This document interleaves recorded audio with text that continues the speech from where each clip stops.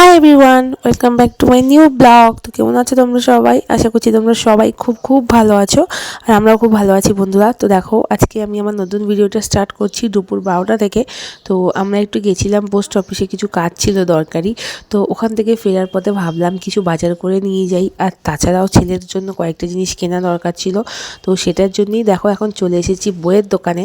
তো বইয়ের দোকানে তো এসে দেখছি প্রচণ্ড ভিড়, মানে অনেকজন ছিল, 4-5 জনের মতো ছিল। তো আমি তাই ভাবছিলাম দাঁড়িয়ে দাঁড়িয়ে কী করব, তখন দেখলাম পাশেই একটা দোকানে না কুল বিক্রি হচ্ছিল। তো আমার অনেক দিন থেকেই ইচ্ছে ছিল যে কুল মাখা খাবো, কিন্তু এখন যেহেতু আমার হোমিওপ্যাথি ওষুধ চলছে, তো ডক্টর এসব খেতে না বলেছে, মানে টক জাতীয় কিছু বা নুন, কাঁচা নুন এসব খেতে না বলেছে। তাই ভাবলাম যে না থাক, এখন আর খাবো না, ওষুধের কোর্সটা শেষ হয়ে যাক, তারপর না হয় খাবো। তো দেখো, এখন আমরা এখনও দাঁড়িয়ে রয়েছি, কিছু নিয়ে নিই, তারপর ওই বউগুলো যাওয়ার পরে আমরা একটা পেন্সিল বক্স আর ছেলের কয়েকটা জিনিস নিয়েছিলাম।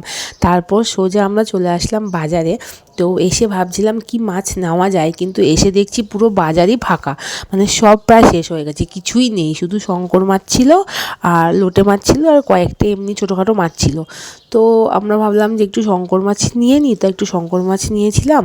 তারপর দেখো আমরা একটু চলে এসেছি ছেলের মানে স্কুলের কয়েকটা হাতের কাজ দিয়েছিল করতে।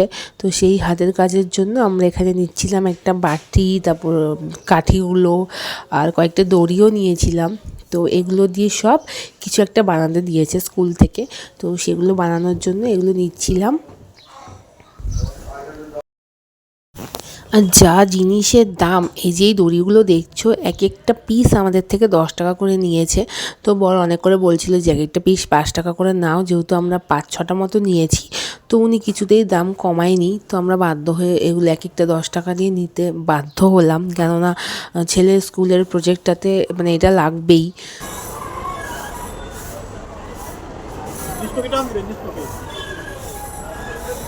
কম নাও, একই দাম দাদা, 10-15 নেয়। দামটা চেঞ্জ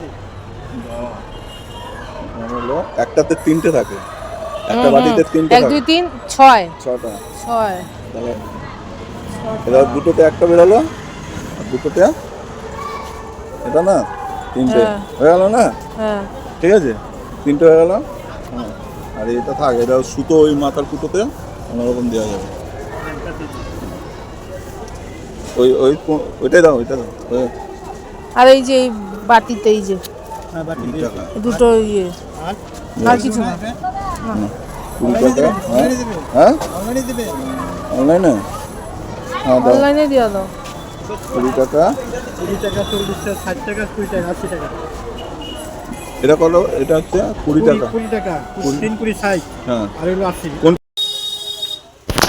তো দেখো বন্ধুরা, এখন চলে এসেছি দশকর্মার দোকানে। তো এখান থেকে নেব একটা পাটকাঠি, কেননা ছেলে স্কুলে না দাড়িপাল্লা বানাতে দিয়েছে, তো তার জন্য পাটকাঠি দরকার। ওই দেখো বরের হাতে পাটকাঠি।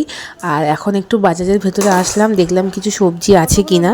তো এখন প্রায় ওই 2টো মতো বেজে গেছে, পুরো বাজারই ধরতে গেলে ফাঁকা, কিছুই নেই।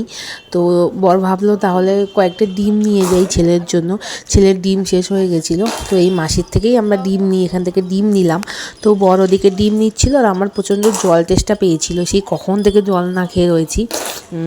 তার জন্য আমি পাশেই একটা কাকু ছিল আখের রস নিয়ে দাঁড়িয়ে, তো তার থেকে 2 গ্লাস আখের রস নিলাম আমার আর বরের জন্য। তো আখের রস ফস খেয়ে এখন চলে এসেছি বাড়িতে।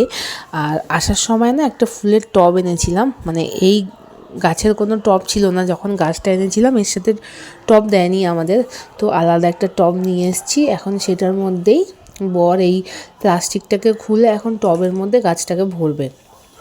তো দেখো, আমি দেখলাম টবের মধ্যে ভরার পর না গাছটা আরেকটু লম্বা হয়ে গেল। তো আমার ঘরে তো সেমন জায়গা নেই গাছ রাখার মতো, তো আমি জানালার মধ্যেই রেখেছি, তোমাদের দেখিয়েছিলাম। তো জানালাতে না জায়গাটা খুব কম হয়ে গেছে, মানে ঠিক করে রাখা যাচ্ছে না। দেখি পরে আরেকটা আমি একটু লম্বা দেখে স্ট্যান্ড নিয়ে নেবো, নিয়ে ঘরের মধ্যেই রাখবো, কেননা জানলাতে না ওইটা মানে লেন্থটা একটু বড় হয়ে যাচ্ছে, আটছে না।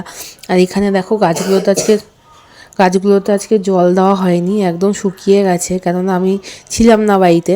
তো আমি কাউকে বলেও যাইনি জল দিতে, তাই আর কেউ জলও দেয়নি।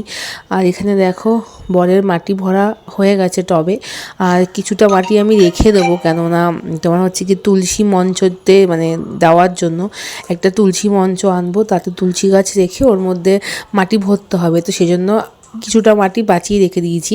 আর এখানে দেখো এখন গাছগুলোতে আমি একটু জল দিয়ে দিয়েছি।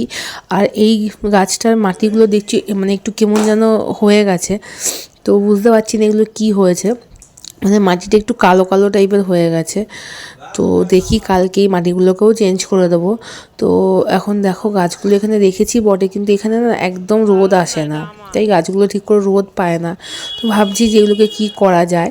আর দুপুরবেলা যখন আমরা ছিলাম না ঘরে, তো একটা পার্সেল এসেছিলো, তো মা ওটাকে রিসিভ করেছিল, তো আমি এখন সেটাকে খুলছি। দেখো দাঁড়া তো দেখা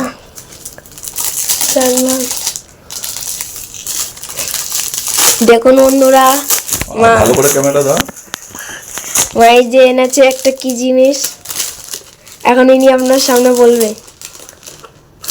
এখন এখন আমি ক্যামেরাম্যান আছি না, আর আমি বলছি।